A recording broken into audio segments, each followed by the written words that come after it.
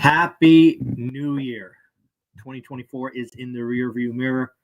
2025, full of possibilities, full of amazing things. If you want to, make a change in your life, you want to go after it, you want to do something amazing. I hope you accomplish everything you want. A couple of things. First and foremost, I did not stay up till midnight. This old man has rarely stayed up to midnight in the last decade, but I was up at 5:30, so there is that. So I didn't make midnight again. Not shocking to my family, but we're up at 5:30, getting after it. One of the things that I was thinking about last night, and actually took some notes, is a lot of folks that follow one rental at a time, or start to follow one rental at a time, want to get financial freedom. They want to get rich. They want to own assets. And something that struck me when I was thinking about all the millionaire stories that come on this channel is, how bad do you want it? How bad do you want to get rich? How bad do you want financial freedom? We have never promised easy. We have certainly never promised fast. But I think if we take a walk through, I actually got 9 examples. I got 9 examples of different millionaires. And just an example that strikes me is like, all right, you talk about it, you make some noise, but how bad do you want it? So I'm going to rattle off 9 stories. And if you're a true one rental at a time fan, my guess is you could probably guess 6 of these 9. A couple of them are, haven't been on the channel a lot. So maybe you won't know those. But let's start off with number 1. We just had this lovely couple on the channel, and they are about to go into their 9th house hack. They go by the wonderful moniker PTO for life. They have now 27 tenants. They are financially free, and they did it by making, I don't know what else to tell you, real sacrifices. Real sacrifices for a decade has led to financial freedom. Now, all sacrifices are not created equal, as you will see in the next 8 stories.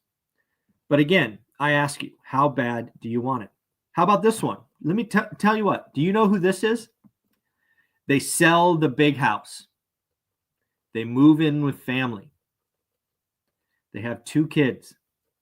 And then they buy a 4-plex in a cheaper place to live. And oh, by the way, with 2 kids under 3, they live upstairs in a 4-plex. In a place now where it snows, I will have you know. Again, it is said this millionaire who's been on the channel for a long time has called it, and I'll even give you this tease, she has called this her best financial decision. Again, sell the big house, move in with family, buy a 4-plex in a cheaper place to live. All right, how about this one? How about this millionaire decides that they want to get on the financial freedom journey? They realize that they have to have and show rental income. So this young man, who is now responsible for 3 kids, decides to rent out the house and move into an apartment. Again, folks, this is by a lot of standards seen as going backwards. But this is the journey. This is the start of what will become financial freedom. Again, let me see if you can guess who that is. How about this one? Couple was spending every penny they had, just suffered a horrendous stock market loss of 80%, spent a year looking in their hometown, decides that it doesn't work. They decide to go 2.5 hours away by car. And most importantly, for a decade, they do not spend any money on wants. They cover their needs. Their daughter is covered. But this couple doesn't get new cars, doesn't upgrade the house, doesn't do expensive vacations. Every capital that was once 100% now they're spending 50%, and they're able to save and grow their portfolio. All right, how about this one? How about this one? You are so focused on earning financial freedom and frankly stressed because of the great financial crisis that it turns out that your treat for your wife and you is the dollar menu at McDonald's. Think about that. You're so focused on building and saving what you've had that your treat is the dollar menu at McDonald's. Again, folks, I got a couple more, but just remember, how bad do you want it? A lot of the millionaires that come on this channel, they have an amazing story, and all of us want to be where they are. But very few of us would step up to that first 5 years of sacrifice. It's like, again, just how bad do you want it? How about this one? She moves from Southern California to a new state. She's a stay-at-home mom. I think she's got 2 kids at the time. And she wants to get it started with real estate investing, but doesn't know how. She ultimately decides that she needs to do something to create the down payment because her husband working is not able, they're not able to save for the down payment. So she takes it upon herself to create an Etsy store. She creates an Etsy store and runs that for years in order to save up the down payment. Next, similar story. This gentleman's only been on the channel once or twice, but he is coming to Vegas. I think you will love his story. He worked in a movie theater, never made more than $10 an hour, decided that they wanted to earn financial freedom. And in order to do that, he started flipping products on eBay. Again, I ask, how bad do you want it? How about this one? They decided that the only way through, because they don't have a lot of money, is they need to network and network like no one's business. Again, this story is coming to you in Vegas on February 15th and 16th. And then the last one. How about this? Young man decides to house hack in a very expensive area. Finds it nearly impossible to save up the down payment for the next house hack. Decides to ask for mentorship. Gets told to focus on seller financing and networking. And that's what he does. He finds an out-of-state market, and through his gift, he starts to become the king of said city. Never lived there. Didn't know anyone when he started.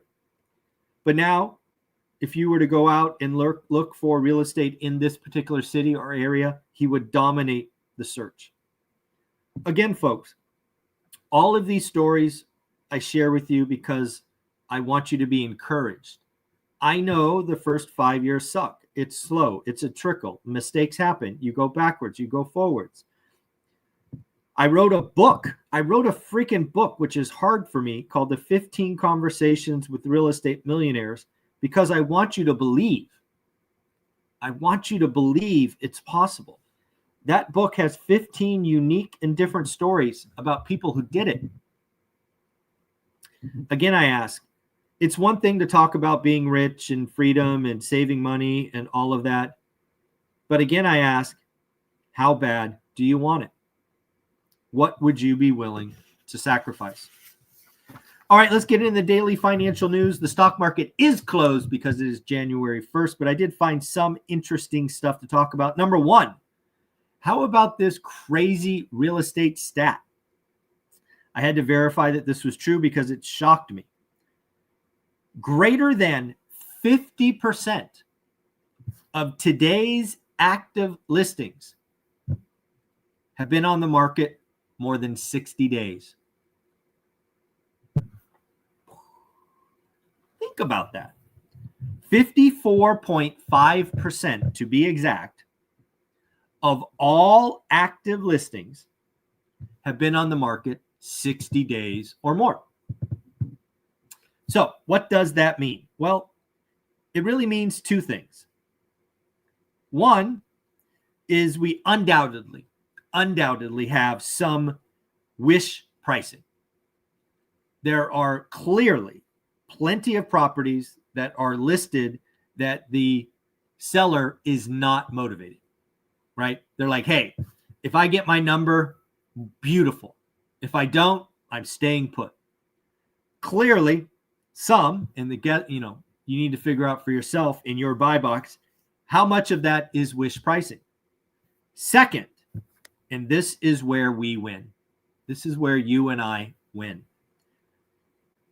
If you are a seller and your listing is on the market greater than 60 days and you need to sell, you are going to get increasingly open to disrespectful offers and or creative finance. If you got to sell, folks, you got to sell. Now for the twist. It's your job to figure out who in your buy box has wish pricing or motivation. Congratulations. Welcome to a buyer's market. Now get after it. It's your job. It's your job. How bad do you want it? Got some real estate price increases from around the world. Shout out Lance Lambert for this. I thought it was interesting. Netherlands, beautiful country. Been there a couple of times. Up 13%. Hope you own some real estate in the Netherlands. How about Colombia? Colombia, again, a beautiful country. Been there twice, I think. Up 10%. Mexico. Wow, Mexico up 9.3%. The United States up about 4%. And then coming in last place, China. China down, dare I say, crash, 7.8%. Folks, China is going through their GFC right now. It is not over by a long stretch. It's likely got years of pain to kind of chew through. But yes, China down 7.8%. Let me congratulate a couple, Joshua and Elizabeth. I love it when I get both names, Joshua and Elizabeth. Congratulations on deal number 2 and deal number 3. Again, I love sending these out. If you close a deal, if it's your first deal, you get a golden ticket. If it's your second through N deals, you will get a black card. Joshua and Elizabeth, congratulations. Your cards will go out in the mail tomorrow, I guess, because no mail today. But there you go. Got some details on commercial real estate. Looks like we're seeing clear winners and losers in the CMBS space. Looks like office without shock has hit 11%. That is actually higher than the GFC. The GFC peaked at 10.7%. It should not be anybody's surprise that office has hit the highest. I would tell you it's likely going higher. We have a very unique office story today versus the GFC, work from home and people leaving the cities and the like. So I would expect office delinquencies, frankly, only to go up and set more and more records. Hospitality, aka hotels, sometimes called lodging, sits at 6.14. That or 6.1. That is delinquencies. Retail, again, strip centers, malls, things of that nature, 7.4%. Multifamily is a little bit surprising because I think there is a ton of pain coming. Came in at 4.6. Now you got to remember, this is CMBS pain. Again, you're not going to see a lot of Class B and Class C multifamily in this space.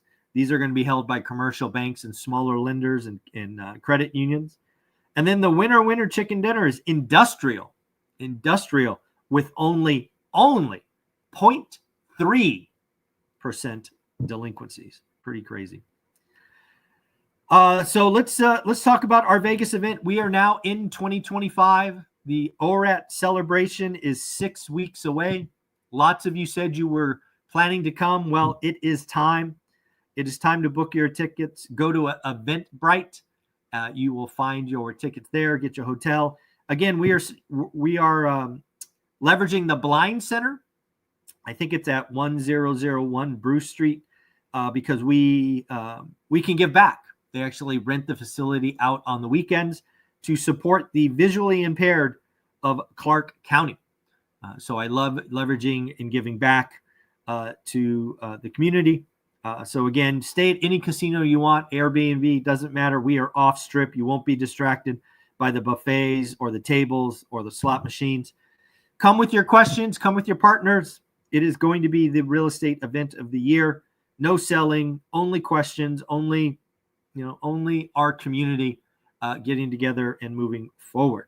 Lastly, let's talk about Danielle DiMartino Booth. I like reading and following Danielle. She and I disagree, frankly, on lots of things, but I love following her work because I think she puts it out there in clear English, and you can follow and see whether you agree or disagree. Right now, Danielle, as of yesterday, I think it was a video that was published yesterday, is calling for five rate cuts in 2025. Obviously, the Fed tells us 2 are coming. I'm on record saying the chances could be 0 or 1. Danielle is on the other side of that. So again, that's an important difference, right? If you are in the camp with Danielle, I think it's fair to say that you think we are in or about to have a nasty recession, right? That's how you're going to get 5 cuts from here. If you are in the camp of 0 or 1, you are in the camp of, you know what, folks, we got to see what's coming, right? We got a big game, right? We got deregulations, we got tax cuts, we got tariffs, we got all this stuff that's being talked about. Let's see what happens. And that's where I am, obviously. I'm in the camp of, wow, there are a lot of dominoes that could fall or, frankly, not fall. I think there's been a lot of people the last 2 years, including myself, I'll raise my hand, including myself, that thought a nasty recession would occur. In fact, you've probably heard me say I've been wrong twice on a recession call, so I've stopped calling. I'm just not going to make that call. I'll be like all of you. We'll wait and see until one is called.